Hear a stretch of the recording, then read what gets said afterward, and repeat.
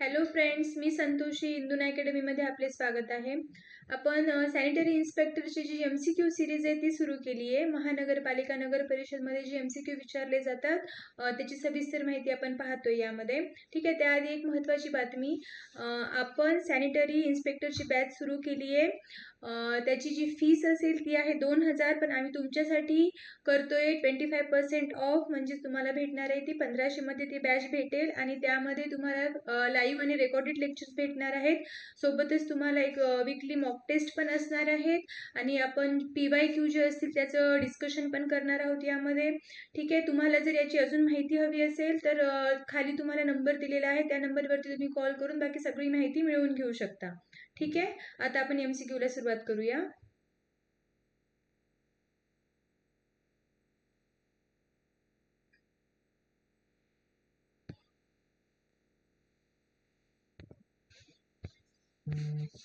ठीक आहे, पहिला MCQ दिसतो इथं. Which one is an example of zoonotic disease?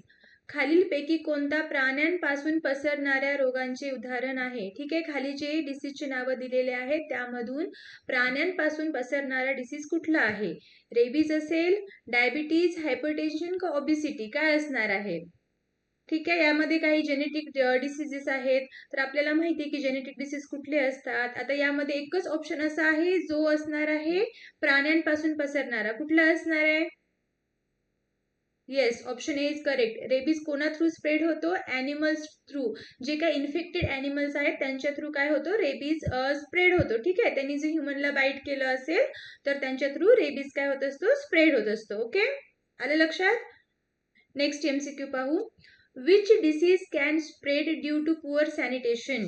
कुठला डिसीज आहे अपुऱ्या स्वच्छतेमुळे कोणता रोग पसरू शकतो? कॉलरा, कॅन्सर, स्ट्रोक का डायबिटीज? कुठला असणार आहे? यामधला एक डिसीज आहे जो स्प्रेड होतो पुअर सॅनिटेशनमुळे.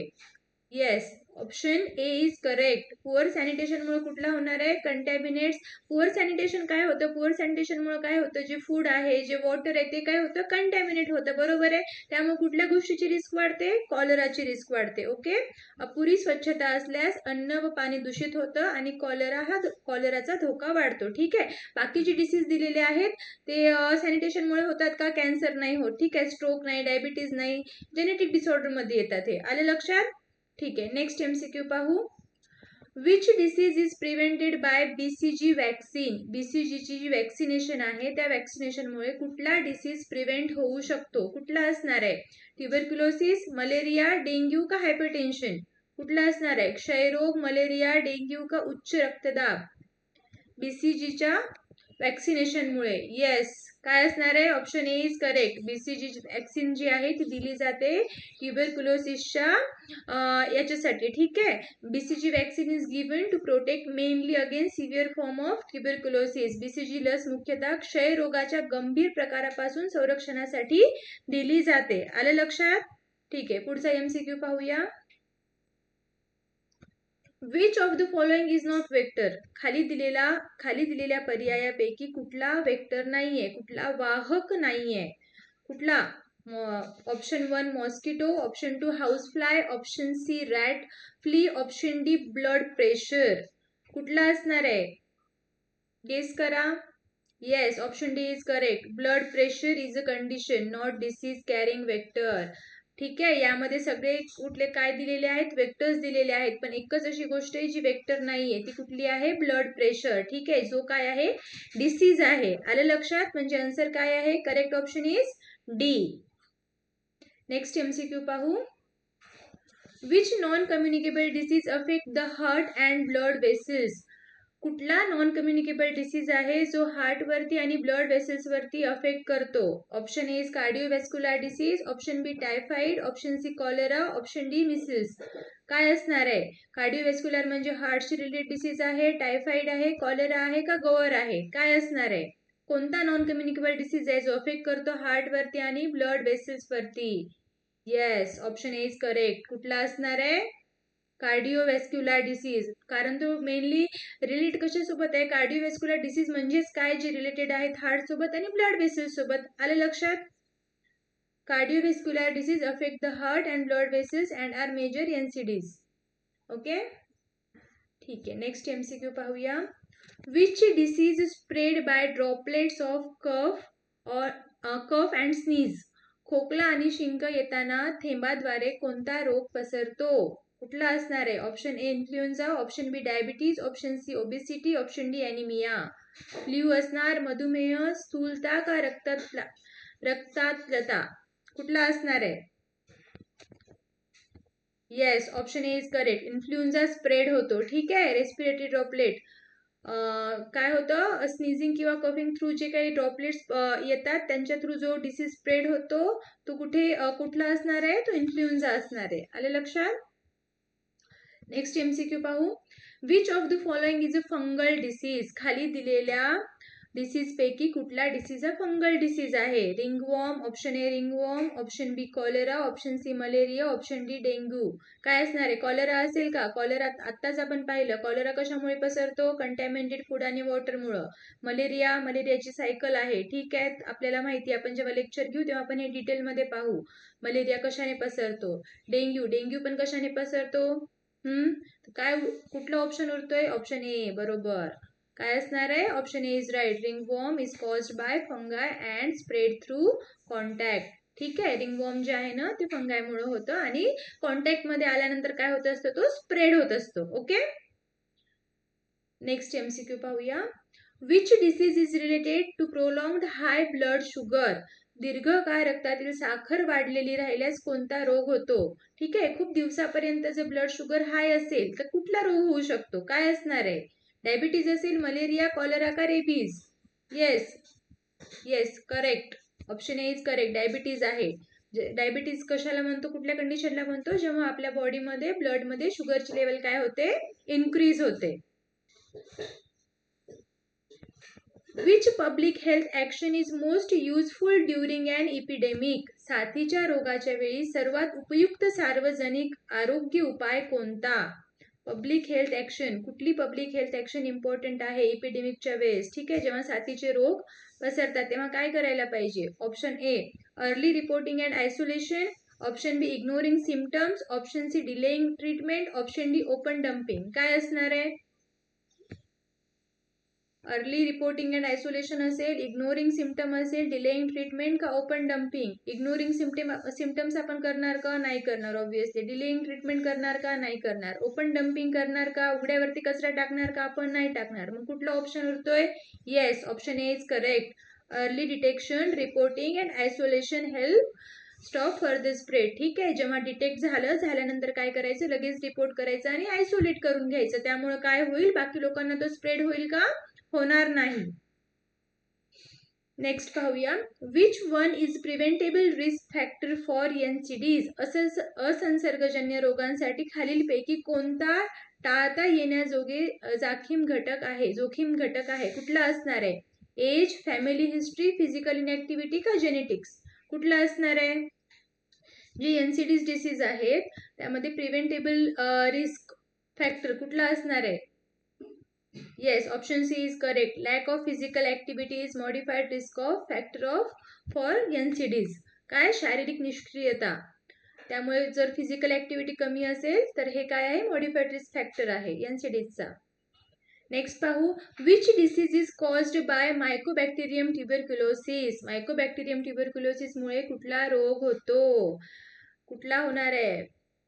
दिसते तुम्हाला इथंच, क्वेश्चन मध्येच आन्सर आहे. Option A cholera, option B tuberculosis, option C dengue, option D polio. काय आन्सर असणार आहे?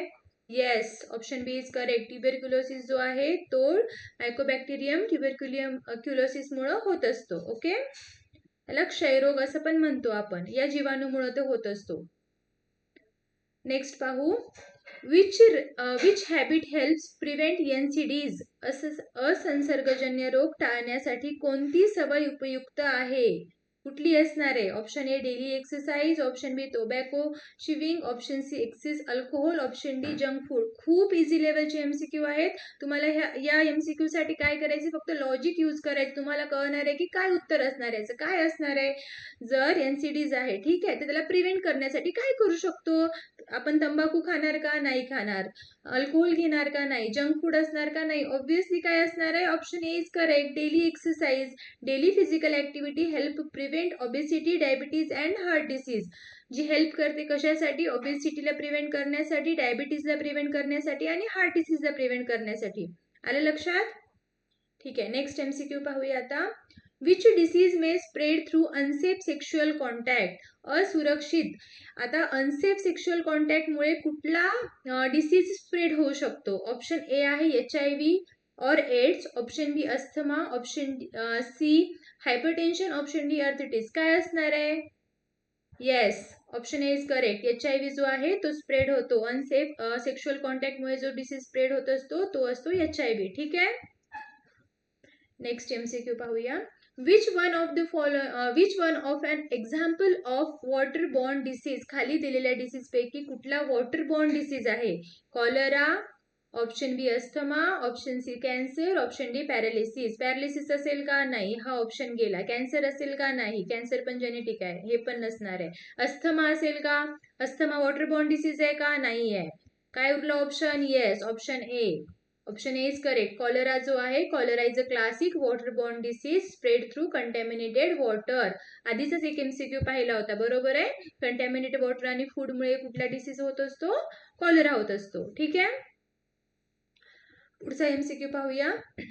Which disease is commonly linked with unhealthy diet and lack of exercise. जर अनहेल्दी डाएट असेल आणि एक्सरसाइज नसेल तर कुठला डिसीज होऊ शकतो? Option A hypertension, option B measles, option C tuberculosis आणि ऑप्शन डी कॉलरा. कुठला असणार आहे? Yes, option A high blood pressure होतो. ठीक आहे, ते कशामुळे होत असतं? डाएट व्यवस्थित नसेल. ठीक आहे, त्यामुळे ओबेसिटी पण होते, इनॅक्टिव्हिटी होते. ठीक आहे, काय उत्तर आहे? Option A is correct. पुढचा MCQ पाहूया. Which disease can be controlled by source reduction of mosquitoes. कुठला डिसीज आहे जो कंट्रोल होतो कुठल्या सोर्सने? Reduction of mosquitoes. कुठला असणार आहे? Option A anaemia, option B diabetes, option C cancer, option D dengue. Anaemia असेल का? ॲनिमिया डिसीज कशाने होत असतो? ब्लडशी रिलेटेड डिसीज आहे. ठीक आहे, आपण जेव्हा लेक्चर पाहू ना त्यामध्ये मी तुम्हाला व्यवस्थित सांगेल की हा डिसीज कुठला आहे, यावर ट्रीटमेंट काय असणार आहे. आता डायबिटीज पण आपल्याला माहिती आहे, मधुमेह. ठीक आहे, हा पण शुगरमुळे होत असतो. कॅन्सर पण माहिती आहे आपल्याला, तर काय उरतोय? डेंग्यू. बरोबर आहे, option D is correct. Removing stagnant water help control mosquito breeding and dengue spread. आलं लक्षात? पुढचा MCQ पाहूया. Which is best example of primary prevention of communicable disease. Communicable डिसीजला जर प्रिव्हेंट करायचं असेल तर काय करू शकतो आपण? प्रायमरी काय करू शकतो? बेस्ट एक्झाम्पल काय असेल त्याचं? सर्जरी करणार का? नाही. वॅक्सिनेशन का किमोथेरपी का डायलिसिस? काय करणार? खूप सोपे प्रश्न आहेत, तुम्हाला उत्तर येतात, फक्त तुम्ही काय करायचे? लॉजिक वापरायचं आहे, मग तुम्हाला कळून जाईल. Yes, option B is correct. Vaccination prevents disease before it occurs, so it is primary prevention measure. Vaccination करू शकतो आपण. ठीक आहे, त्यामुळे काय होतो? जो डिसीज होणार आहे तो होण्याआधीच काय होतो? प्रिव्हेंट होतो. ठीक आहे, त्याला आपण प्रायमरी प्रिव्हेंटिव्ह मेजर असं म्हणू शकतो. पुढचा MCQ पाहूया.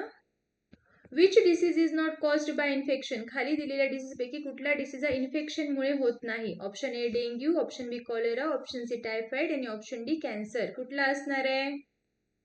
Yes, option D is correct. Cancer जो आहे तो जेनेटिकली येणारा डिसीज आहे. ठीक आहे, मोस्ट ऑफ द केसेसमध्ये जेनेटिकलीच ट्रान्सफर होत असतो हा डिसीज.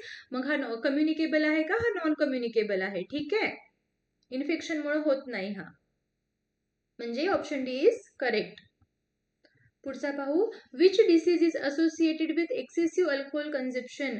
जास्त अल्कोहोलचं कन्झप्शन झालं तर कुठला डिसीज होऊ शकतो? मिसिल्स, कॉलरा, लिव्हर डिसीज का मलेरिया. मिसिल्स होणार का? नाही. कॉलरा नसणार आहे, मलेरिया नसणार आहे, मग काय उरतंय? यकृत रोग, that is liver disease. Option C is correct. Excessive alcohol damages the liver and can lead to chronic fibre diseases. Okay, next पाहूया last MCQ. The main difference between communicable and non communicable disease. Communicable disease आणि non communicable disease मधला major difference काय असणार आहे? Option A communicable disease spread through person to person, non communicable disease do not. Option B both always spread through water. Option C both are caused only by bacteria. And option D non communicable disease spread faster. काय असेल? काय असणार आहे उत्तर याचं? दोन्ही वॉटरने spread होतं का? नाही, म्हणजे बी ऑप्शन नाही आहे. बॅक्टेरियाने स्प्रेड होतो का? कॉज होतो का? नाही, म्हणजे ऑप्शन सी पण नाही आहे. नॉन कम्युनिकेबल डिसीज लवकर स्प्रेड होतात का? नाही, म्हणजे काय उरतंय? Option A. बरोबर, option A is correct. Communicable disease are infectious. Communicable disease काय आहेत? इन्फेक्शियस आहेत आणि ते काय आहेत? ट्रान्समिट पण होतात. ठीक आहे. नॉन कम्युनिकेबल डिसीज काय आहेत? Non transmitted from one person to another person. एका पर्सन कडून दुसऱ्या पर्सन कडे ते ट्रान्समिट होतात का? होत नाहीत. आले लक्षात? ठीक आहे. आता आपण या दोन पार्टमध्ये कम्युनिकेबल अँड नॉन कम्युनिकेबल डिसीजचे जे काही MCQ आहेत ते सर्व पाहिलेत आपण. आता नेक्स्ट मध्ये आपण याचेच दुसऱ्या टॉपिक बद्दल MCQ पाहूया. ठीक आहे. तुम्हाला व्हिडिओ आवडला असेल तर व्हिडिओला लाईक करा, कमेंट करा आणि शेअर करा. आणि चॅनलला सबस्क्राईब केलं नसेल तर करून घ्या. आणि जी मी तुम्हाला बॅच बद्दल इन्फॉर्मेशन दिली आहे त्याबद्दल जर तुम्हाला इन्क्वायरी हवी असेल तर तुम्ही खाली दिलेल्या नंबरवरती काय करा? कॉन्टॅक्ट करा. Okay, thank you.